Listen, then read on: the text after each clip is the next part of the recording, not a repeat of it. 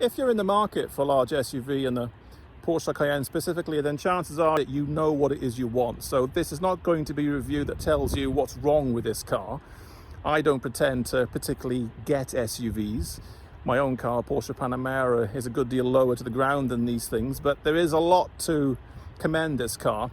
So I thought we'll spend a few minutes just going around the car, talking about what it is, what it looks like, how it feels on the road, etc. Because again, you'll know the car and you'll know what you're buying. So let's have a look. So the first thing to say, and this will sound obvious, is this is a big vehicle. Yeah, on UK roads, this is a large car. My Panamera is hardly small, I know, but the height of this thing can make it quite difficult to place in, car parks and looking out for verges and curbs and so on. Perhaps the best indication is to point out that the wheels are 22-inch rims. They're a £4,500 option, I think, from memory, give or take. But on this, they almost seem lost in those arches.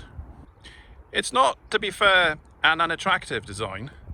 The first generation Cayenne was a bit gawky, especially from the front. I wouldn't quite go as far as to say it's an elevated 911, but it's a much better resolved design than perhaps some of the more recent Cayennes.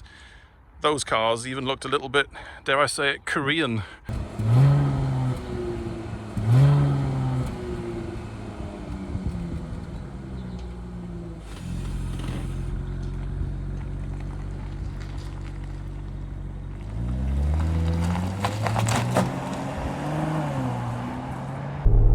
So, this is the Cayenne S, not the bombastic V8 version. We'll come to that in a moment, and it's not the hybrid version either. It's the standard, in quotes, petrol-powered V6. So it's the 2.9 litre bi-turbo V6, the hot V engine, the same unit fundamentally you get in the RS4 and RS5 families, plus also I think the Panamera 4S petrol, and maybe one or two other cars in the vast VARG group.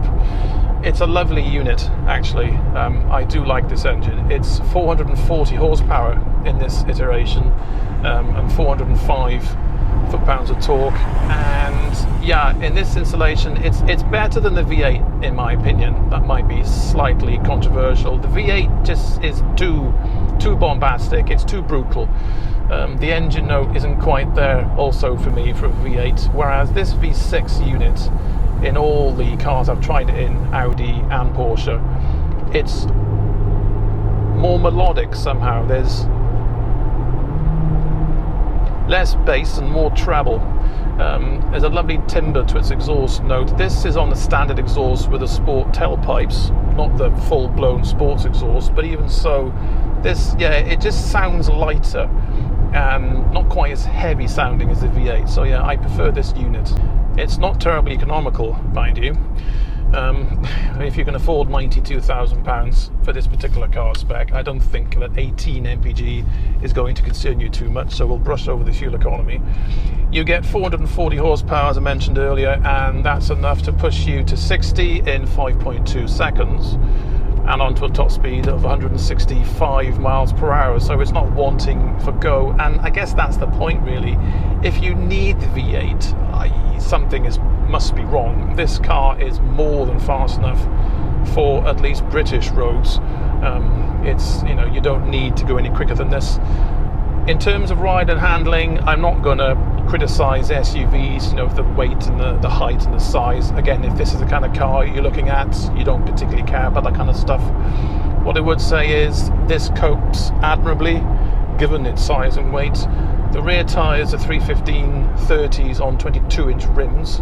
We'll come to the spec in a moment. But the noise quality is actually pretty good, given the amount of rubber on the road. But the ride quality, more importantly, is phenomenal. The last time I drove a Cayenne, it was awful. It was skittish, it was chattering all the time, the ride never settled. This, I wouldn't know it was on big wheels unless I was told. Now, it might be the fact it has PDCC, the Porsche Dynamic Stability Control. I confess, I'm not really sure, but whatever, the ride quality on this is pretty good. Other spec highlights in that £20,000 option total, we have the head-up display, we have the panoramic glass roof, There's a Bose Hi-Fi in here, the Porsche dynamic light system, the LED matrix system, which is a fantastic bit of technology. If you're buying one of these cars, you must spec that, because it is really, really, really good at night.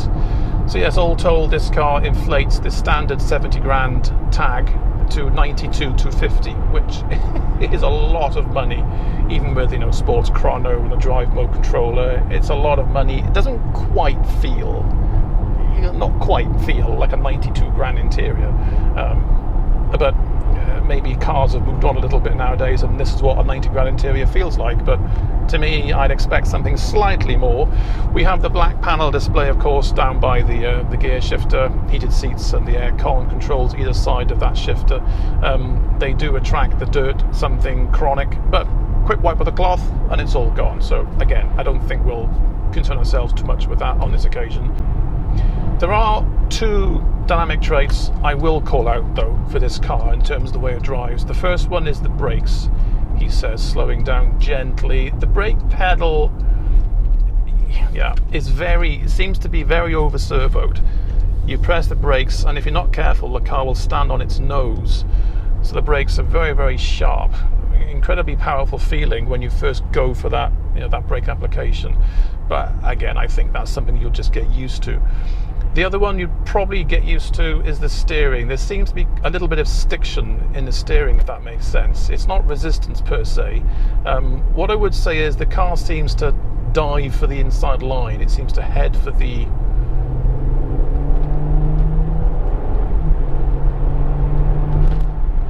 I wouldn't normally stop mid-sentence, but I thought we'd enjoy the noise for a moment. The noise, I should say.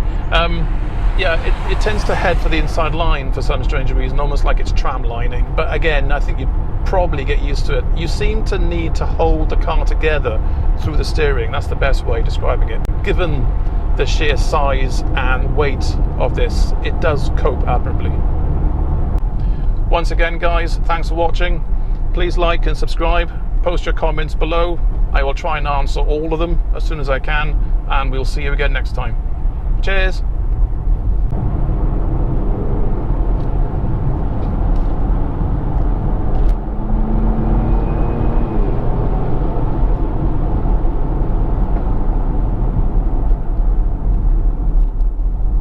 Very admirably.